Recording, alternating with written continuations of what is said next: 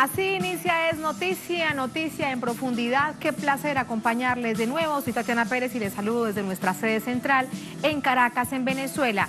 Durante este momento, a partir de este momento y en la próxima hora, tenemos un tema Venezuela con 3 aristas.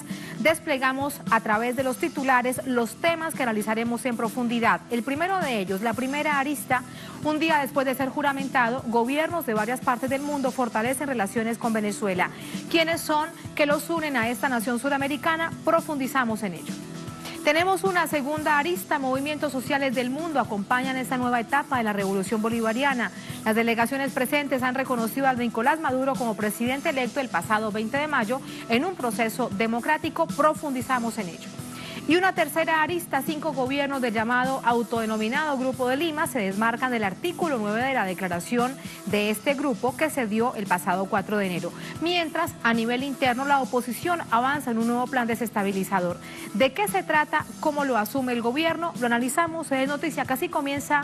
Bienvenidos, bienvenidas.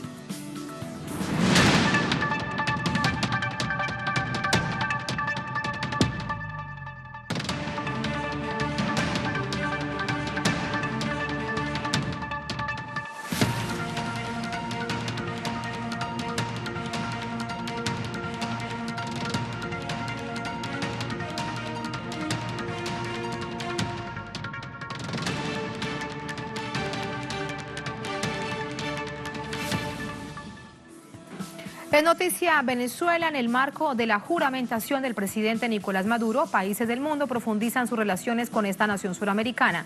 Una demostración que Venezuela está inserta en un mundo pluripolar.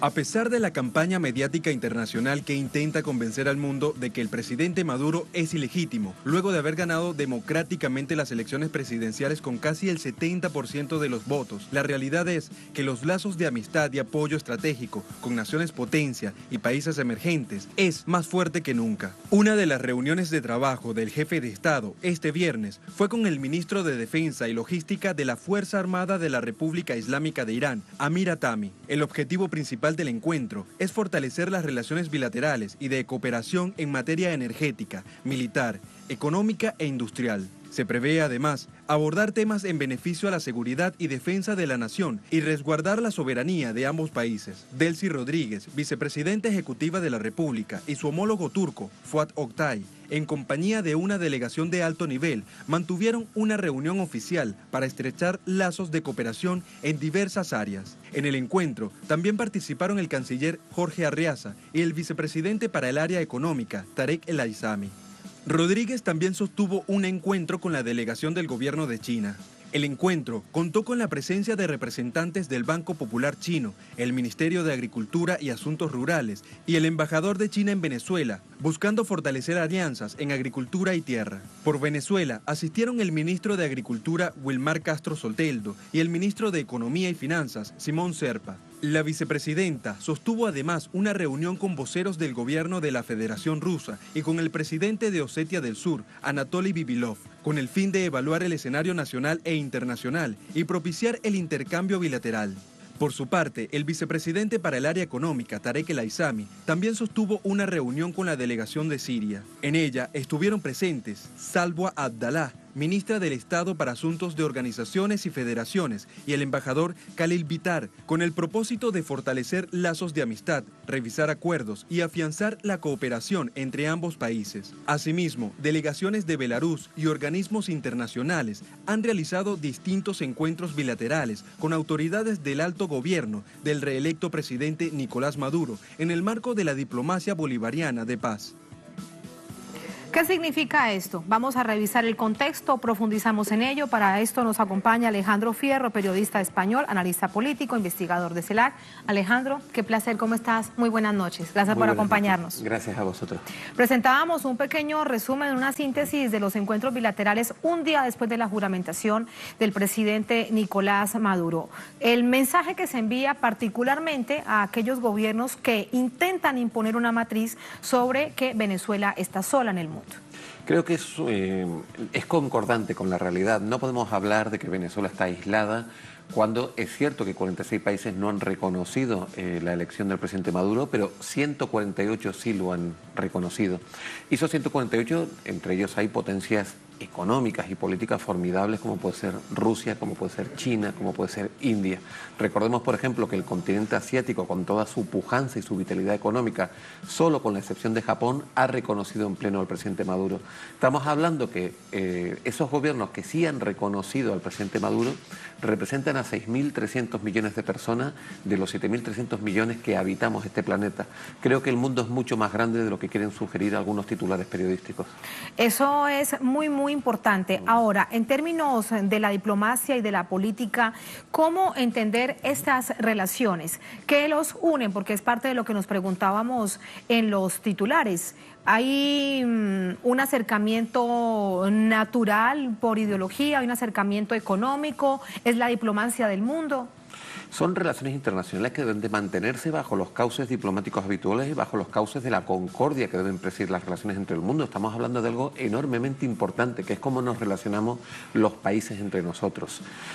Puede haber afinidades ideológicas, puede haber afinidades económicas, puede haber desencuentros en un momento dado, pero por el bien de este planeta que habitamos todos, lo responsable es que los gobernantes de los países mantengan las mejores relaciones, siempre desde el respeto mutuo, siempre desde la defensa de la soberanía y a partir de ahí llegar a acuerdos como los que se ha llegado. Yo creo que ya no podemos más hablar de un mundo unipolar ni de la tan manida comunidad internacional. Quien utiliza esos términos o bien se ha quedado en un momento anacrónico de hace 30 años o bien lo hace de forma interesada. Ya nunca más hay un mundo unipolar, tenemos un mundo multipolar y cuanto mejor nos integremos en él, mejor. Creo que estos países que no han reconocido al presidente Maduro, por los motivos que pueda aducir, en el fondo están pensando muy poco en sus propias poblaciones, están pensando muy poco en lo que debe presidir el mundo este que habitamos entre todos. Sobre el mundo unipolar, este es un concepto que intenta imponer Estados Unidos. El peligro que reviste para las naciones del mundo que lo consideran de otra manera, multipolar, que una potencia como los Estados Unidos no logre sostenerse como la policía del mundo. Hay que ver qué fuerza se tiene para imponer un relato. Si tú tienes fuerza para imponer el relato de la unipolaridad, aunque no lo seas, eso puede en alguna forma cuajar. Pero creo que Estados Unidos ahora mismo ni siquiera tiene esa fuerza para imponer su relato porque los hechos lo demuestran la importancia cada vez más grande de muchos otros países, de muchos otros polos de desarrollo, no solo Rusia, no solo China, el resto de países de los BRICS, por ejemplo, ¿no? Entonces, creo que Estados Unidos... hay un mensaje que ya no es concordante con la realidad que estamos viviendo y creo que ya es bastante difícil que la población mundial de cada país ya piense realmente que vivimos en un mundo de una sola potencia. Pensemos además que un mundo unipolar ha sido en un muy breve momento de tiempo, prácticamente desde el 89, cuando cae el muro de Berlín, que por cierto se cumple ahora el aniversario, los 30 años, si me salen las cuentas, los 30 años de la caída del muro de Berlín, sí, hasta prácticamente siglo XXI, primera década, la mitad. Fijemos qué tiempo, 15 años de unipolaridad, es muy poco tiempo porque jamás ha habido un mundo unipolar exactamente. Las potencias, los polos de poder son varios y creo que es bueno que así sea. Unipolaridad con un marcado modelo neoliberal, capitalista, ¿y de qué manera? Efectivamente, esa unipolaridad lleva consigo aparejada el neoliberalismo, que es la versión más exacerbada y más descarnada del capitalismo. Creo que estamos en un momento muy interesante porque cuanta más multipolaridad, cuanto más confrontación de modelos, cuanto más se vea que no solo hay una forma de concebir el mundo, no solo hay una forma de organizar el mundo, eso implica más democracia. Democracia no significa unas reglas, simplemente un modelo. Democracia significa que podemos optar entre varios modelos, que hay varias alternativas, con lo cual la multipolaridad y la elección que tuvimos ayer, la juramentación del presidente Maduro, fue una escenificación de multipolaridad, creo que es muy buena en términos democráticos. Y sobre la comunidad internacional, de hecho a nivel interno la oposición de Venezuela sigue llamando a esta comunidad internacional. ¿A quién llama realmente? Bueno, creo que llama a los países que sostienen su postura. Estamos hablando de Estados Unidos, estamos hablando del Grupo de Básicamente Lima. Estaría llamando cuando habla de comunidad internacional a Estados Unidos. Pues prácticamente a 46 países que representan simplemente a 1.000 millones de personas de los 7.300 millones que somos. Estados Unidos, Canadá, Unión Europea, Grupo de Lima, pero pensemos que incluso ahí hay fisuras. Por ejemplo, la Unión Europea, España sigue comerciando con Venezuela. sin ningún problema. Hubo una venta de material de armamento hace poco y se vendió. Pensemos también la deserción o la retirada de la declaración del Grupo de Lima de México, ¿no? Donde yo creo que López Obrador no lo ha hecho tanto por afinidad ideológica, que puede tenerla y está en su legítimo derecho, sino también por un mínimo sentido común de pensar. No se arreglan las cosas con declaraciones de este tipo, ¿no?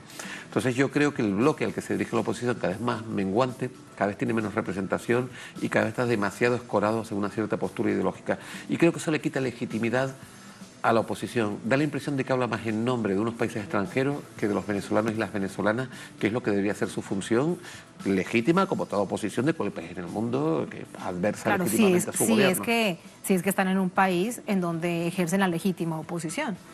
Obviamente, yo creo que hoy publico un artículo en Página 2, el periódico argentino, donde Lo leí. todo un supuesto. De eso te quería preguntar, es decir, también. Venezuela es una democracia y es completamente legítimo adversar al gobierno que toque, sea el de Maduro, antes el de Chávez, antes el que fuera, completamente legítimo, pero siempre dentro de los canales institucionales y siempre con el respeto máximo a algo de lo que se está hablando muy poco, que es los millones de personas que fueron a votar el 20 de mayo. Ya votarán por el presidente Maduro, ya votarán por otras opciones políticas.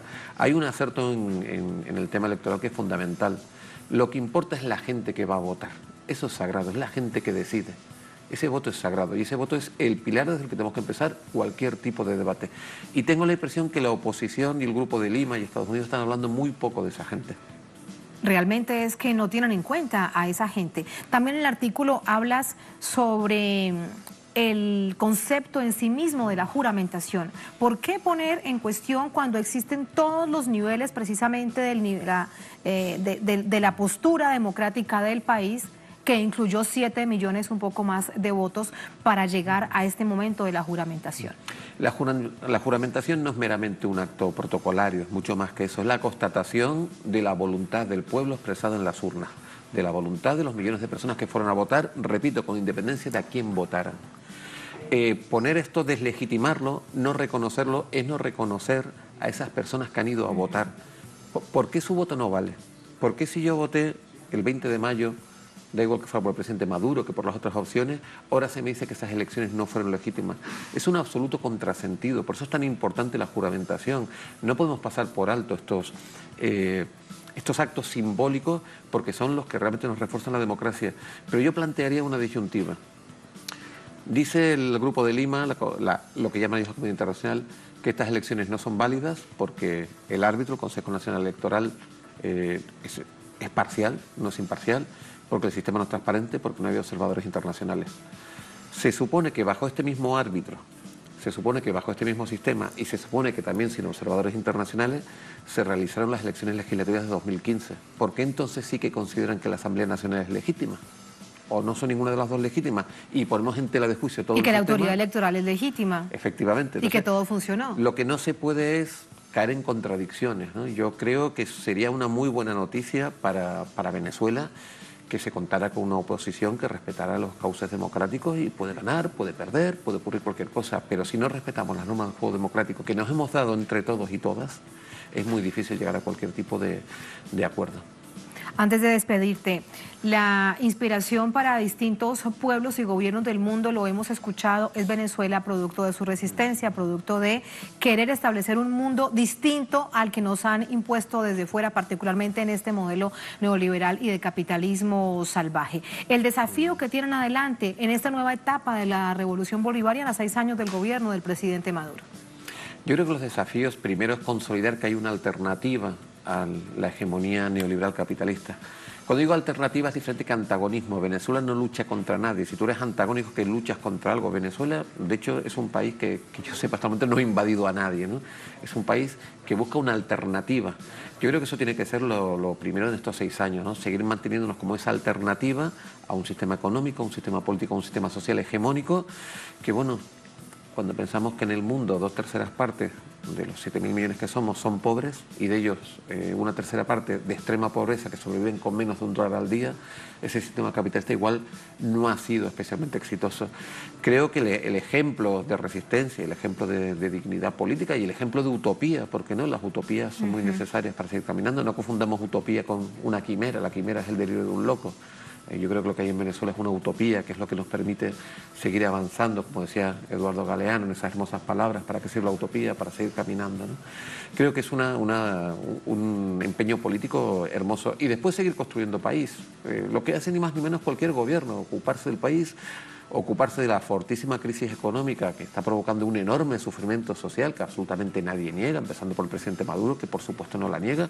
Creo que tiene que ser una tarea fundamental para estos 6 años, ¿no? Poder garantizar que se va a sortear, se va a superar esa crisis económica. Alejandro, muchísimas gracias por estas reflexiones. Un placer y bienvenido siempre. Gracias. Regreso con ustedes a la mesa para recordarles que toda esta información ustedes la encuentran a manera de coyuntura, lo que se registraba la jornada anterior, como la juramentación del presidente para un nuevo periodo 2019-2025, las actividades que también se han registrado hoy durante esta jornada, que ya se las vamos a presentar. Antes de ello lo tenemos precisamente aquí en nuestra mesa. Miren ustedes uno de los titulares sobre los que vamos a desarrollar la idea de análisis en minutos después de la pausa. El presidente Maduro se reúne con movimientos sociales internacionales en Venezuela. Ahí lo tenemos en pantalla, por ejemplo, el presidente Maduro con la presidenta del Partido de los Trabajadores, Gleisi Hoffmann. De hecho, ella envía un mensaje de reflexión profundo para el pueblo y para el gobierno de Venezuela. Información que ustedes encuentran entonces en www.telesurtv.net. Así nos vamos a la primera pausa en esta emisión de Es Noticia. Recuerden ustedes, estamos en Es Noticia Especial, un país, 3 aristas, es Venezuela. La segunda arista tienen las imágenes de lo que les hablábamos, movimientos sociales del mundo que acompañan esta nueva etapa de la revolución bolivariana. Las delegaciones presentes reconocen a Nicolás Maduro como presidente electo el pasado 20 de mayo. ¿Qué dijeron? ¿Cuáles fueron las reflexiones? Vamos a revisarlo al volver en Es Noticia.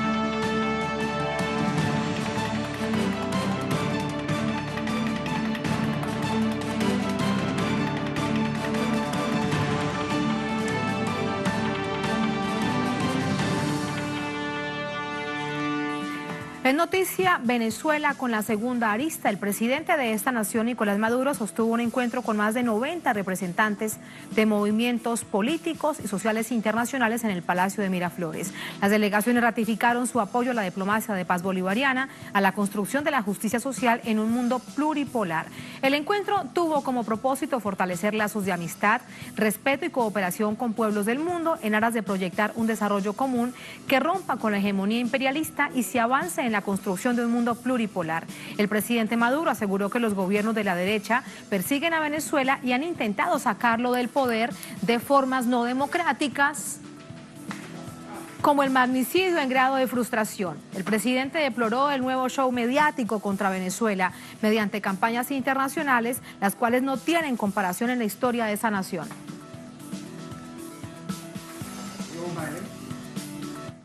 Más detalles de lo sucedido allí en este encuentro con movimientos sociales de América Latina, de Estados Unidos, de Europa, de África, con Madeleine García desde nuestra sala de redacción. Hola Madeleine, en titulares gruesos, cuéntanos lo que allí se reflexionó.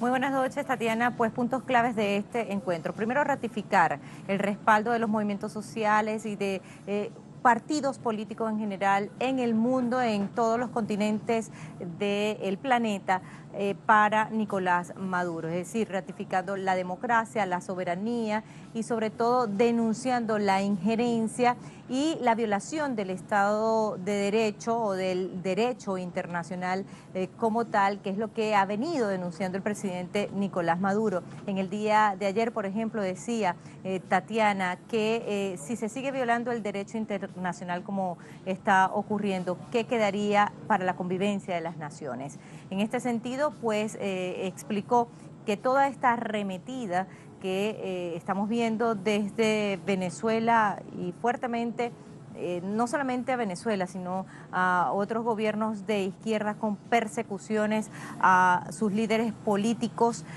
con la judicialización, pues tuvo su punto de partida en el golpe de Estado en Honduras con el para entonces presidente Manuel Zelaya.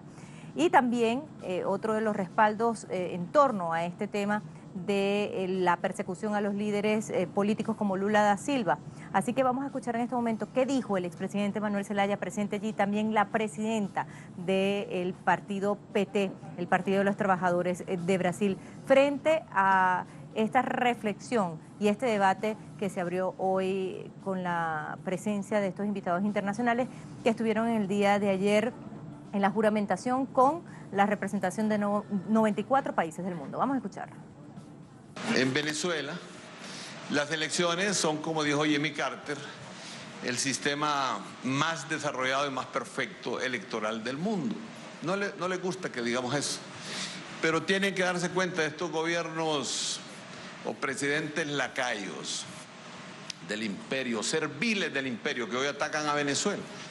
Que Venezuela, para los pueblos de América Latina y el Caribe y para los pueblos de otros continentes, es un ejemplo de democracia, de lucha, de valor, de entrega, de heroísmo, de independencia y de soberanía popular. Estamos aquí porque la integración progresista de América Latina es fundamental para que nosotros enfrentemos la extrema derecha que nos está atacando. Lula y Chávez tuvieron un papel fundamental en el inicio del fortalecimiento de esa integración. Como dijo usted, es nuestro deber defender eso. Debemos defender a los pueblos oprimidos de nuestro continente. Y aprendimos con Bolívar y no podemos rendirnos nunca y tenemos que volver a empezar. Y nosotros en Brasil también aprendimos con Lula que teníamos que ser siempre tercos.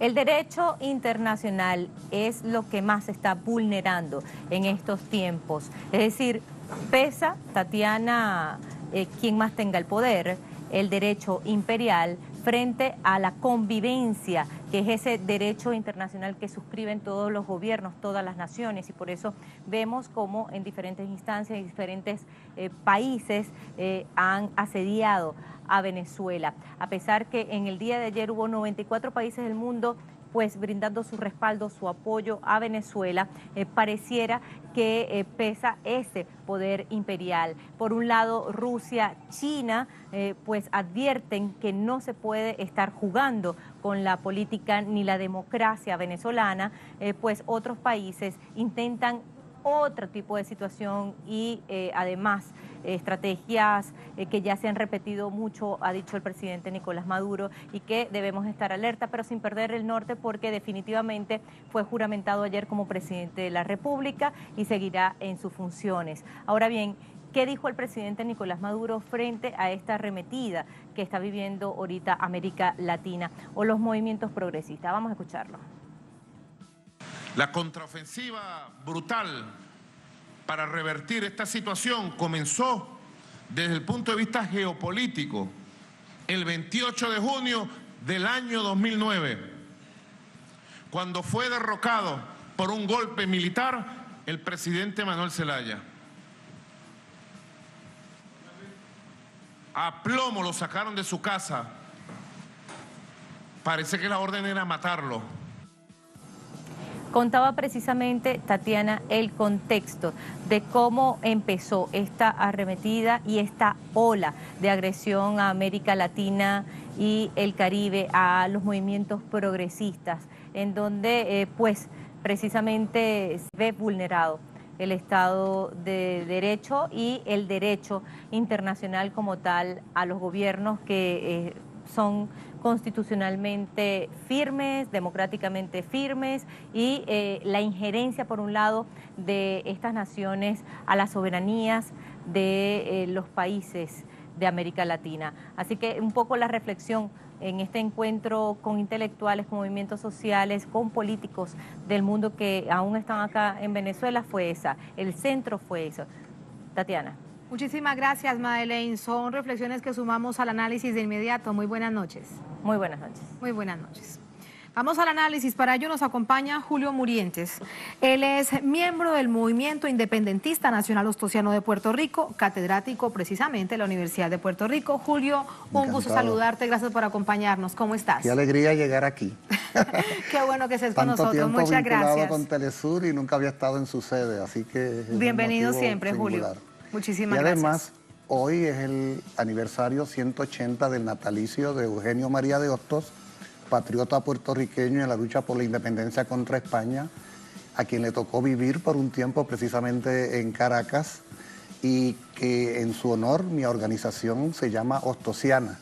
Así que qué bueno que llegamos acá a Telesur en el 180 aniversario del natalicio de Eugenio María de Hostos. Días simbólicos y cargados de historia. Julio, déjame preguntarte, tu balance, tu reflexión al cierre del encuentro. Madeleine nos daba líneas gruesas de lo que allí sucedió, pero tu visión particular de lo que se vivió entre este encuentro del presidente con movimientos sociales de tantas partes del mundo. Primero déjame decirte que la presencia nuestra acá en este evento trascendental la veíamos como obligada. No solo por el hecho protocolar de la solidaridad genérica, sino porque hace algunos meses el Departamento de Estado de Estados Unidos, en complicidad con el gobierno colonial anexionista de Puerto Rico, anunció así desfachatadamente que Puerto Rico habría de convertirse en sede de la desestabilización del gobierno de Venezuela bolivariana y que desde allí se generarían iniciativas para enfrentar la revolución bolivariana, al presidente Maduro y al pueblo venezolano, y era obligado que en este momento, en la toma de posesión del compañero Nicolás Maduro, la bandera de Puerto Rico estuviera presente para que se supiera que Puerto Rico en lucha respalda al hermano pueblo de Venezuela. De hecho, ayer en las calles de San Juan hubo manifestación en respaldo a Venezuela bolivariana en el mismo momento en que el compañero presidente juramentaba. De forma que marco esto porque es muy importante que Puerto Rico una vez más pretende ser utilizado como base de la contrarrevolución, como lo fue en el pasado contra Cuba, contra Granada, contra República Dominicana, ahora contra Venezuela, y hay que advertir esto y denunciarlo públicamente para que estemos muy atentos, justo en un momento en que ya vemos cómo se movilizan las fuerzas más retrógradas para enfrentar a Venezuela en esta nueva coyuntura política y social.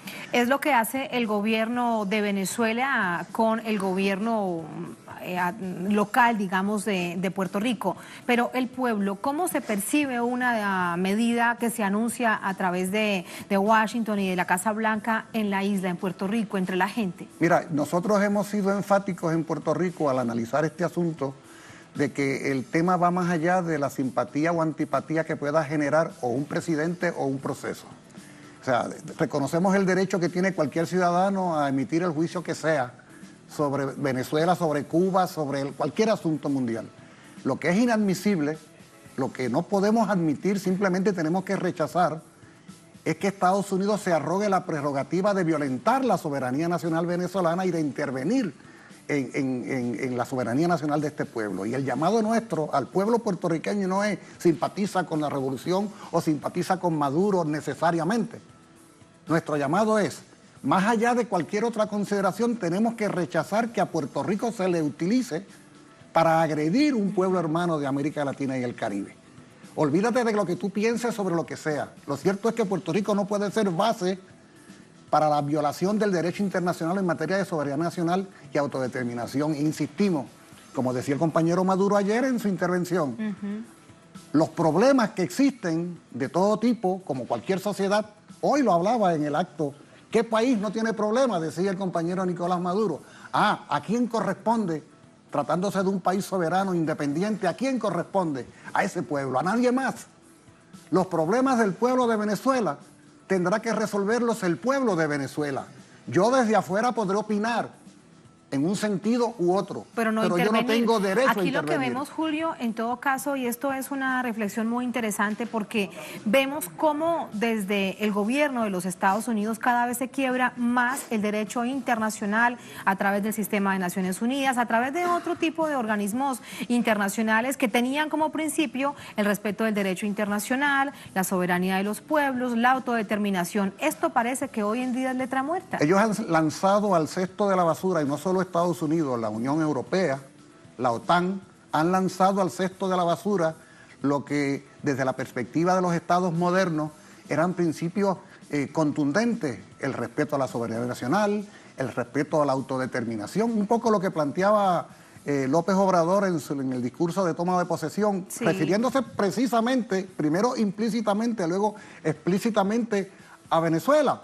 Es decir, cada país tiene el derecho de organizarse de la manera soberana como mejor lo entienda, y yo no tengo el derecho a intervenir en esa iniciativa. Ese derecho a la soberanía nacional, ese derecho a la independencia... Entre otras cosas porque después te lo pueden hacer a ti. Claro, pero fíjate cómo las grandes potencias, en el caso de Irak, en el caso de Libia, en el caso de Siria, ¿qué es lo que han planteado? Lanzamos al cesto de la basura el derecho a la independencia y la autodeterminación y nos arrogamos la prerrogativa de intervenir para producir en cada uno de esos países el tipo de gobierno que se me antoje, a mí en función de mis intereses. ¿Y sabes qué es lo que simplemente se hace inadmisible al gobierno de Estados Unidos y a la Unión Europea y al gran capital mundial? No es Nicolás Maduro en su condición de presidente, no. Es que en Venezuela se ha dado un proceso de 20 años de transformación que desemboca en una ley suprema que lo que tiene como propósito no es elegir a nadie. No, esa ley suprema, la que emana de la Asamblea Constituyente, ¿qué es lo que pretende constituir? Pues lo que pretende constituir es un tipo de sociedad distinta. ¿Qué tipo de sociedad distinta? Pues un tipo de sociedad socialista. Pero Europa te dice, no, pero es que ya eso se murió. Es que ya llegamos al fin de la historia, es que ustedes son unos atrasados, es que no podemos permitir que ustedes revivan el muerto. Eso es lo que... Nicolás hablaba ayer de que parece que estamos en una guerra contra Venezuela. Pero claro, pues no es contra Venezuela, es contra el repunte en algún lugar del planeta de ideas que se supone que estén muertas. Y esas ideas les ha tocado revivirse justo aquí. Y ellos han querido volcar toda su ira sobre Venezuela, no solo contra los venezolanos, sino contra cualquier otro que ose imitar o seguir los pasos de Venezuela en materia de revivir al muerto. Es decir, las ideas del socialismo del siglo XXI. Ahí es que está el problema. O sea, ellos no pueden admitir, porque ellos piensan que el capitalismo y la explotación y la dominación es para siempre jamás. Y resulta que ha sido desde aquí, desde esta América Latina y el Caribe nuestro, donde se ha generado esta iniciativa, que cobra forma inédita, porque no se trata de la Sierra Maestra, no se trata de las montañas de Nicaragua, sino que se trata de haber utilizado el proceso parlamentario burgués concebido para la perpetuación del orden burgués. Observen esto, y se ha montado sobre eso un proceso que apunta a la transformación estructural de la sociedad. Es decir, no estamos ante un asunto coyuntural, estamos ante un asunto estructural que tiene que ver con la transformación radical, que quiere decir de raíz, de la sociedad venezolana en rumbo a una construcción de una sociedad distinta llamada socialista. Oye, hace 215 años, el 1 de enero se cumplió aniversario, en América Latina se inició un cambio de época con la independencia de Haití. Y Haití, por ser la primera, fue castigada vilmente por Francia y por Estados Unidos y lo condujo y sigue siendo un país y una sociedad, pues Cuba un pueblo primero muy, hace muy 60 castigado. años, Cuba hace 60 años y Venezuela hoy están pagando el precio histórico de ser precedentes de transformaciones y de inicio de cambios de época. De eso se trata y por eso es tan importante que todos quienes creamos en ese cambio de época, es decir, todos quienes coincidamos en la necesidad y la pertinencia de ese tipo de transformación, nos alineemos sólidamente. Por eso estamos en Caracas en estos días, para que no solo el compañero Nicolás Maduro no se sienta solo, él no se sentirá solo porque está con su pueblo, para que se sienta más acompañado aún. Acompañado por los pueblos del mundo, porque entre otras cosas, desde Venezuela, desde otras naciones progresistas de América Latina, siempre se ha acompañado a Puerto Rico en el proceso de anhelo independentista. Por eso déjame preguntarte, ¿qué inspiración hay en este momento, producto de toda esta situación de resistencia del pueblo venezolano, por mantener el modelo que ha decidido a través de las urnas en Puerto Rico en el movimiento independentista? Mira, primero que todo, subrayar, nosotros somos bolivarianos. Cuando el libertador Bolívar produjo la agenda de trabajo de la frustrada Congreso Anfictiónico de Panamá de 1826, el tercer asunto de esa agenda, el tercero, no el número 400, el tercer asunto, era producir una expedición marítima para liberar lo que quedaba de imperio español en América, que era Cuba y Puerto Rico. Si leemos la Carta de Jamaica, el análisis que hace el Libertador incluye el tema de Puerto Rico como una gran aspiración libertaria. Puerto Rico es la agenda inconclusa de Bolívar. O sea, es la tarea inconclusa de la agenda de Bolívar, Puerto Rico. Por lo tanto, nosotros situamos nuestra visión de la independencia en el contexto bolivariano.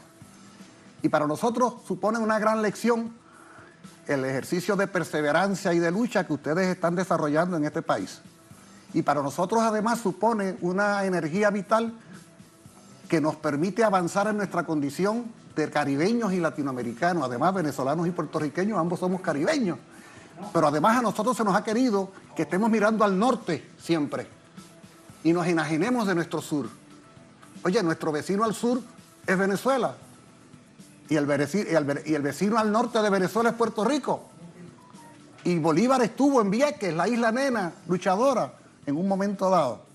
De forma tal que hay una vinculación muy orgánica, histórica, del pasado y del presente y del porvenir. Yo tuve el privilegio de conocer al querido compañero Hugo Chávez, incluso antes de que fuera presidente, en El Salvador, en 1996. Y desde entonces trabamos una relación de profunda amistad y respeto. Y me enseñó mucho esa solidaridad. Venezuela hoy día es una de las voces principales de la lucha por la independencia de Puerto Rico. Así es. En el Comité de Descolonización de Naciones Unidas. Y donde quiera que se paraba a Hugo Chávez y donde quiera que se para a Nicolás Maduro y ve una bandera de Puerto Rico, lo primero que le viene a flor de labio es ¡viva Puerto Rico libre! Y no es que Nicolás Maduro o el gobierno de Venezuela va a ir a sustituir lo que es la responsabilidad soberana del pueblo de Puerto Rico. Pero ciertamente hay conciencia de que en América Latina hay una silla vacía que hay que llenar, como se decía en la CELAC hace unos años, y esa silla es la nuestra. Muchísimas gracias, Julio, por estas reflexiones. Un placer, muchísimas de nuevo, gracias. qué alegría estar con ustedes acá. Pasamos por momentos históricos y de nuevo cerramos con esta coyuntura. La razón que los trae a todos ustedes aquí, la juramentación del presidente Maduro. Bienvenido siempre, Julio. Felicidades. Muchas gracias. Muchísimas gracias. Regreso con ustedes a la mesa para compartir más información y tiene todo que ver con la arista que viene después de una brevísima pausa. Lo dice el presidente Nicolás Maduro, denuncia show mediático de la oposición venezolana. Brevemente lo planteamos, ya después de la pausa vamos con el análisis. El presidente Maduro denunció este viernes que la oposición del país lidera planes de desestabilización para atentar contra la paz de la nación. El presidente catalogó los pronunciamientos de la Asamblea Nacional en desacato como un show mediático que tiene como objetivo instalar una falsa matriz de opinión en el exterior y atentar contra la situación política nacional en el comienzo del nuevo periodo presidencial. Información, les recuerdo, en nuestra multiplataforma www.telesurtv.net. Así nos vamos a la segunda, última pausa en este Es Noticia Especial, Una Nación Venezuela, 3 aristas, la tercera. 5 gobiernos de ese Grupo de Lima, de ese autodenominado Grupo de Lima, se desmarcan del artículo 9 de la declaración que emitían el pasado 4 de enero. Entre tanto, a nivel interno, en Venezuela, la oposición avanza en un nuevo plan desestabilizador. Lo denuncia el presidente Maduro, lo denuncian instancias a nivel interno. ¿De qué se trata? ¿Cómo lo enfrenta el Ejecutivo? Vamos a analizarlo al volver en el Noticia.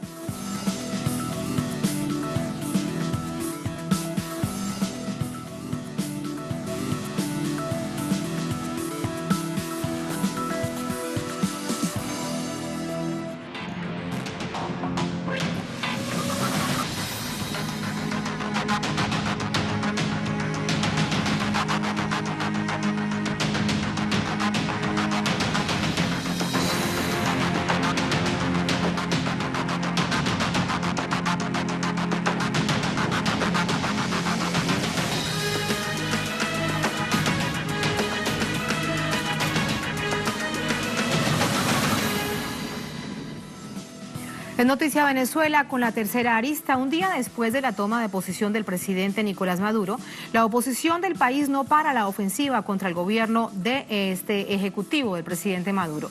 Este viernes se concentraron para instalar una supuesta Asamblea Nacional que establezca un gobierno de transición en esta nación suramericana. Un grupo de la oposición interna realizó un cabildo abierto para anunciar un gobierno de transición. Piden al presidente de la Asamblea Nacional en desacato, Juan Guaidó, que asuma una presidencia interina.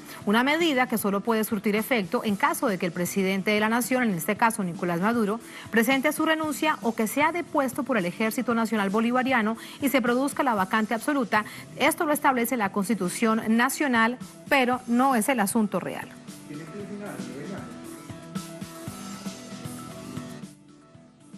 Ahora revisamos a nivel internacional. El secretario de Estado de los Estados Unidos, Mike Pompeo, sostuvo una llamada telefónica con Guaidó, quien se hizo visible en 2007, con movimientos violentos para desarrollar actividades de las llamadas guarimbas, la violencia en el país. Pompeo manifestó su apoyo a la asamblea en desacato, aplaudió a los esfuerzos por recuperar los fondos que se encuentran retenidos bajo el bloqueo aplicado al gobierno de Venezuela. A través del Twitter, ahí estaba y así lo expresaba.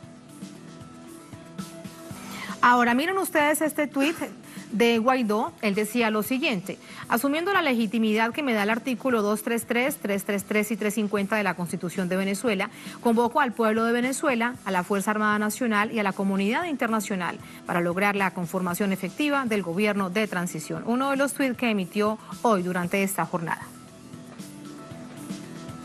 ¿Cuál es la respuesta del presidente de Venezuela, Nicolás Maduro? Aquí está. Esto es un show para tratar de jugar a la desestabilización. Pareciera un grupo de muchachitos que han tomado el control de la oposición y ahora quieren jugar a la desestabilización otra vez. Es el mismo grupo que dirigió las guarimbas. Y todos los días van a sacar un show nuevo. Y se reúnen en la noche a planificar para ver cuál es el show del otro día. Nosotros no nos apeguemos a los shows. ¿Cuántas veces nos dijeron del presidente Hugo Chávez que era ilegítimo, que era un dictador, que era usurpador? ¿Cuántas veces nos han dicho de Maduro que soy un presidente no sé qué, usurpador, etcétera? Ya basta. ¿Cuántas veces, entre comillas, jugando a la política de manera inconstitucional, pretendieron destituirme en el 2016, 2017? No. Allá ellos con su show y su juego y su burla, porque se burlan de su propia gente. Acá nosotros con nuestro trabajo, tenemos mucho trabajo por Venezuela. Son hechos que analizamos. De inmediato conversamos con Nidia Díaz. Ella es abogada, dirigente política salvadoreña, jefa del FMLN en la Asamblea Legislativa. Nidia, qué placer saludarte. Tatiana. Muchísimas gracias por acompañarnos. ¿Cómo estás? Muy bien, aquí disfrutando siempre de este proceso revolucionario de Venezuela. Estoy muy contenta de estar participando junto a los pueblos de América Latina y el mundo de esta toma de posesión para un nuevo periodo del presidente Nicolás Maduro, a quien nosotros reconocemos como presidente legítimo constitucional de Venezuela. Ha sido electo soberanamente y libremente por el pueblo el 20 de mayo del 2018 y ayer pudimos presenciar que la comunidad internacional vino, está aquí, y de los que no pudieron venir celebraron en sus respectivos países. Nosotros en El Salvador estuvimos acompañando nuestro FMLN, la embajada, y estuvimos presentes, también nos hemos pronunciado y a nivel de gobierno hemos mantenido una posición firme de rechazo a la pretensión, ¿verdad?, de desconocer al presidente. Acordémonos que en estos momentos ya hay como 5 países que se están retractando, ¿verdad?, de ese pronunciamiento, en su numeral 9, desconoce, pero ya Guatemala, Argentina, Panamá, Costa Rica. Panamá, ¿ves? Ya dijeron que no van a adherirse, aunque sus embajadores ahí lo puedan haber suscrito, ¿verdad? Eso es muy importante porque deja sin validez. El artículo 9, de hecho, es muy delicado, lo planteaba de esta manera el gobierno venezolano, y en cualquier instancia evidentemente lo es, porque es poner en cuestión un asunto territorial que en este momento está en Naciones Unidas, en una instancia internacional que debe dirimirse de esta manera. Es un asunto muy delicado. Claro, y todos esos países son susceptibles de que más temprano que tarde pase alguna situación en sus países y no les va a gustar para nada ser desconocidos, sino que al contrario van a rechazar, porque Venezuela ha dado un ejemplo de amplia democracia, la más democrática de América Latina, porque trabaja una democracia participativa, protagónica, y que está plasmada en la Constitución, hecha por toda la sociedad venezolana. Recordemos que la Constitución pasó un referéndum también, una decisión, ¿verdad?, de todo el pueblo, y es la que rige estos destinos.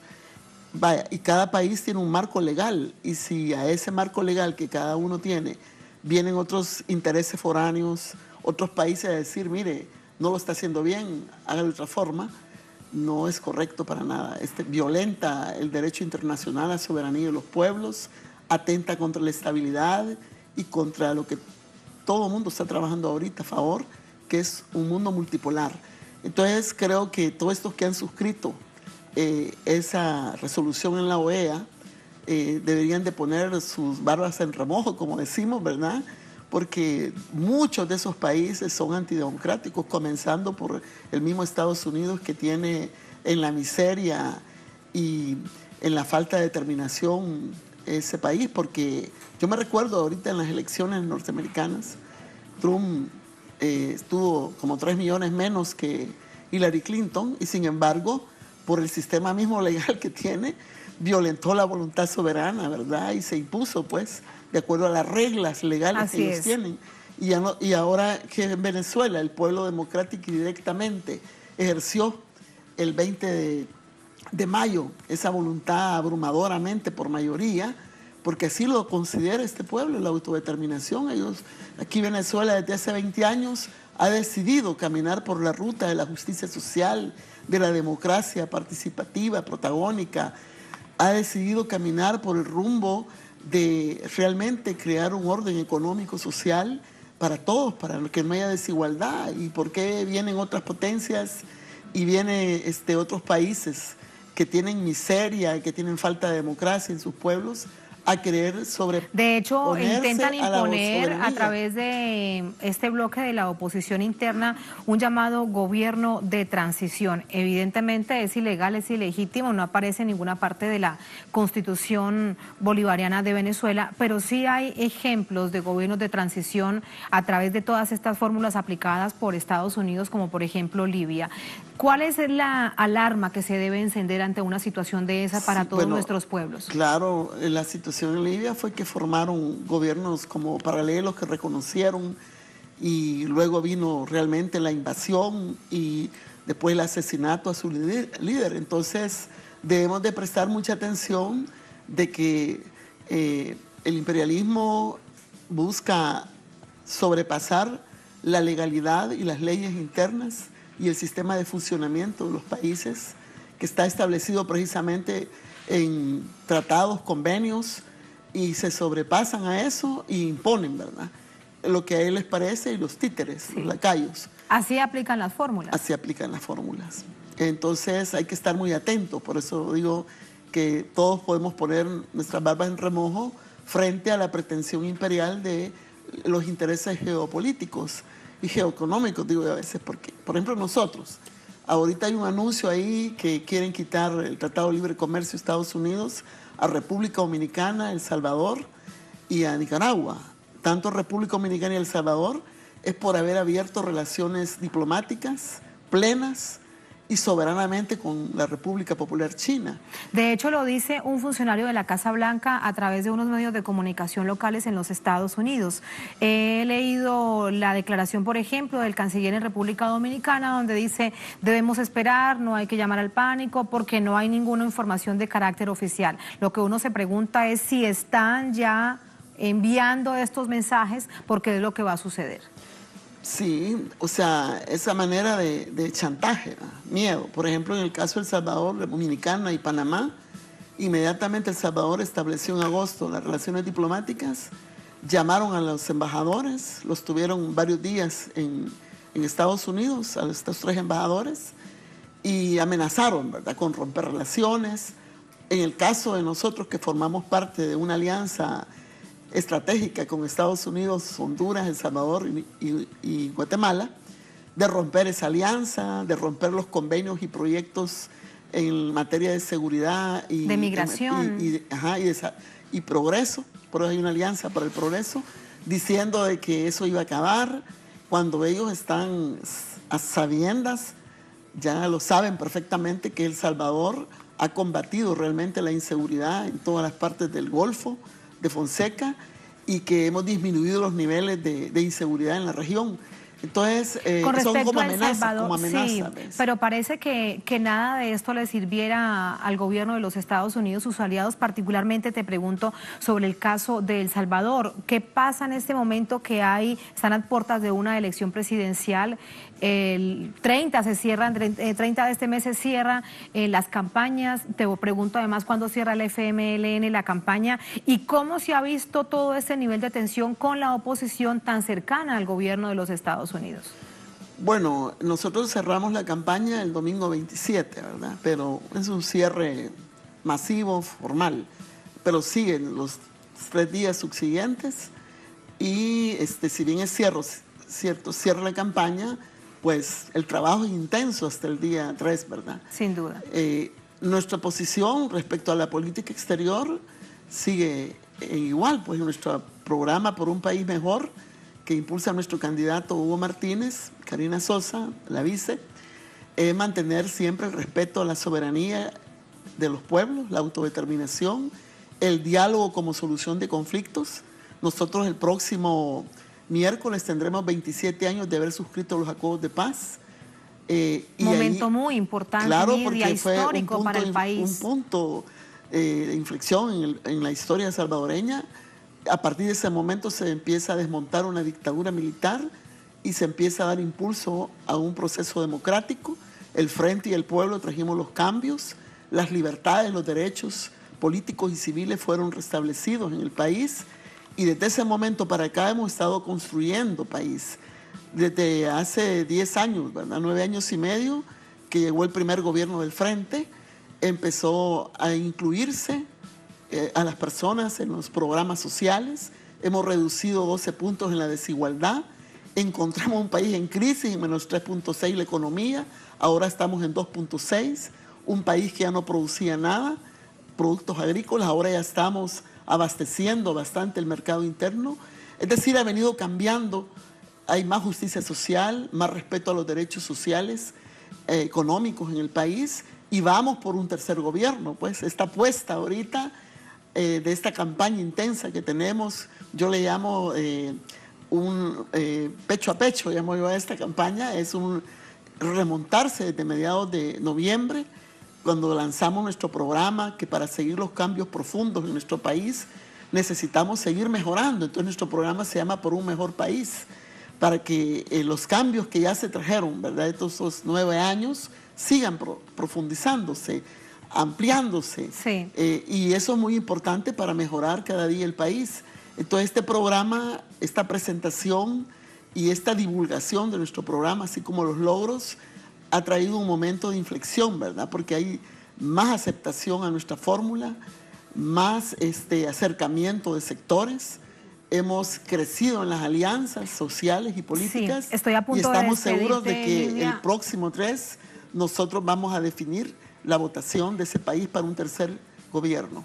A punto de despedirte, déjame preguntarte algo. En términos de la campaña, los medios de comunicación, el papel que han jugado, porque si hacemos un repaso prácticamente diario, hay una clara postura política hacia la oposición de los medios de comunicación del país. Quiero preguntarte tu reflexión sobre ello y en general cómo ha sido la campaña, ¿no? Porque vemos en distintas oportunidades, no ahora, sino mirando los primeros años del gobierno del presidente Sánchez Serén, de ataques y en el no permitir el desarrollo precisamente de esas políticas sociales. Bueno, yo te digo, el imperio, la derecha oligárquica de El Salvador y todas las derechas que compiten no están interesadas en ningún momento por un tercer gobierno del Frente, ¿verdad?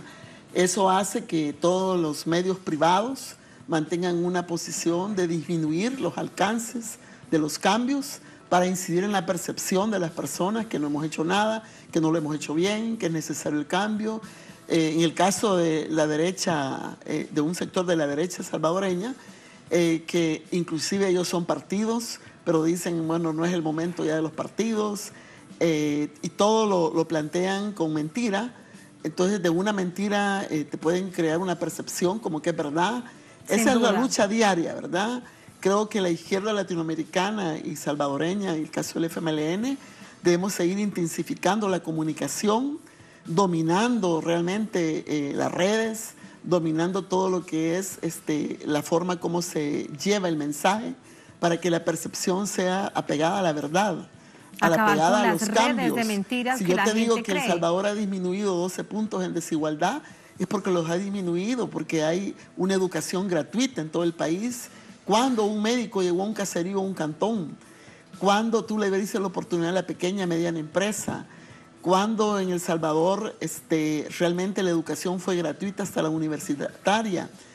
Mira, hay más de 100,000 personas que ahora poseen escritura, título de propiedad sobre su lote, su solar, y ese es un proceso que va, entonces no puedes estancarte ni retroceder. El apoyo a la familia ha sido significativa, porque las personas que tienen menos ingresos, aunque se ha aumentado 2 veces el salario mínimo en los gobiernos del frente, una vez fue a 300 al sector público, el primer gobierno, y el segundo gobierno al sector privado. Pero aún así los ingresos son pocos. Entonces vienes tú y apoyas con paquetes escolares, vasos de leche, alimentos a los hijos de los trabajadores, toda la educación gratuita hasta la universitaria. También hay educación en línea, los niveles de analfabetismo han bajado. Tú palpas los cambios y sin embargo hay mucha gente que percibe que no se ha hecho nada. Hay gente que tiene los 4 subsidios, el de agua, el de gas, de transporte y el de electricidad. Tiene los apoyos a sus familias, a sus hijos, y tiene un empleo, y tiene un salario, y te dice, no he recibido ningún beneficio. Y entonces uno dice, bueno, ¿y cómo es que se capta eso cuando en realidad lo está sintiendo? Entonces creo que con los medios de comunicación que son privados particularmente y están en manos del gran capital, hay que seguir dando una gran batalla también para la democratización de ello, porque no llevan una información oportuna, pronta y veraz. Entonces tenemos esa lucha, pues. Igual, te digo, luchas de distintos frentes, Nidia, lamentablemente. Las izquierdas deben de aprender también a dar las batallas jurídico-políticas, porque ahorita, como la guerra es total, como la que están aplicando acá en Venezuela, ahora en Nicaragua, se la han aplicado a Brasil, donde se instrumentaliza el órgano judicial, el Ministerio Público, en función de los intereses políticos, económicos y partidarios. Eso la izquierda latinoamericana y mundial, ¿verdad? Como empezamos con el caso de Libia, debemos de aprender a enfrentar, que es como una guerra total, ¿verdad? Donde no se utiliza el golpe de Estado necesariamente, pero sí todo lo que conlleva a querer provocar las derrotas. Distintos caminos para desestabilizar y luego para derrocar. Yo me siento muy contenta porque esta juramentación de un nuevo periodo abre la posibilidad de un avance más en la derrota a la contrarrevolución y al imperio. Aquí vemos cómo el pueblo se está organizando en la defensa y aseguramiento de la transformación. Muchísimas gracias, Nidia. Con esta reflexión te despido. Un placer. Sí. Muchísimas gracias. Bueno, victoria, vamos a tener la tercera victoria. Nos encontramos el 3 de febrero. Sí. Gracias a todos ustedes por habernos acompañado. Ponemos punto final a esta emisión de Noticias. Será hasta el próximo lunes. Sigan con nosotros.